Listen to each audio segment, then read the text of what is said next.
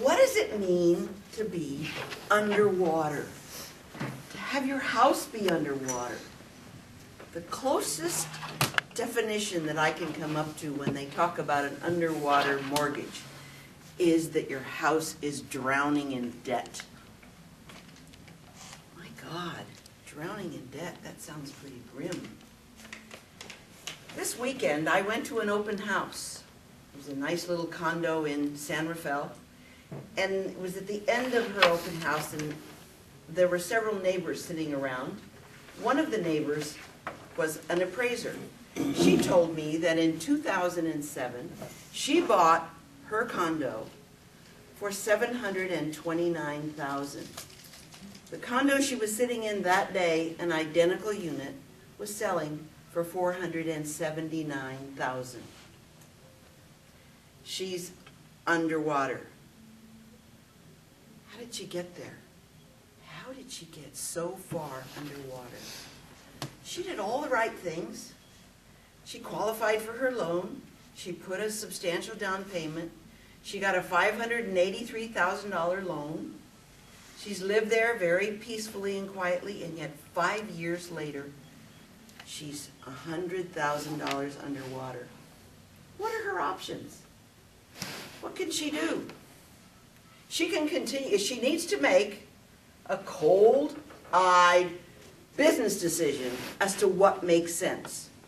She can continue to paying the mortgage just like she has been, and 2 years from now, she will have spent about $75,000 making her mortgage payment, which is, by the way, 6.5% interest only. She will have paid for her taxes, doing the right thing. And so at the end of 2 years, she will have spent $75,000, and she'll still be living in a house that, even if it appreciates a little bit, is still, let's say, $90,000 underwater. Or she could do what is called a strategic default, which is what all the banks and the business people do all the time. They make a business decision. If she stops making payments, and she puts the money that she would normally use making payments and put it in the bank, the average time now that banks are taking to actually foreclose on a house is 611 days, which represents about 20 months. In 20 months, she will have saved about $65,000. And somewhere in that process, she might even be able to do what is known as a short sale, which is to sell the house to a third party for a lesser amount of money. With a short sale, the credit damage is really minimal. You can actually buy a house within a year after you've closed on short sales. Lenders have told me that that's the case. So she'll have $65,000 with which to go make a down payment on a house that is fair market value today. And if it appreciates at 1% a year, she'll have a little bit of equity at the end of that period of time. So that's the business decision. How did we get here?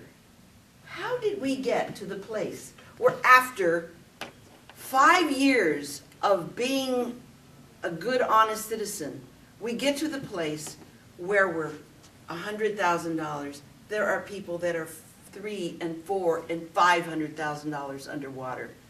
We got there because the banks needed product. They forced loans on people, in essence. They made so many loans so that they could do a Ponzi scheme of wrapping these loans up, securitizing them, insuring them, betting that they would fail, and then when they failed, they got the insurance, and they shorted them, and they just did all these crazy things. They were making billions of dollars with all these loans. They had to keep the process going. So that's where we are. We are with banks creating this bubble. When the bubble burst, we had foreclosures, and foreclosures beget more people underwater. the more people that are underwater, the more foreclosures we get, and the process keeps continuing. I think that if I were to advise this lady, that she should do a strategic default as the most logical business decision to make when you find yourself underwater. Thank you very much.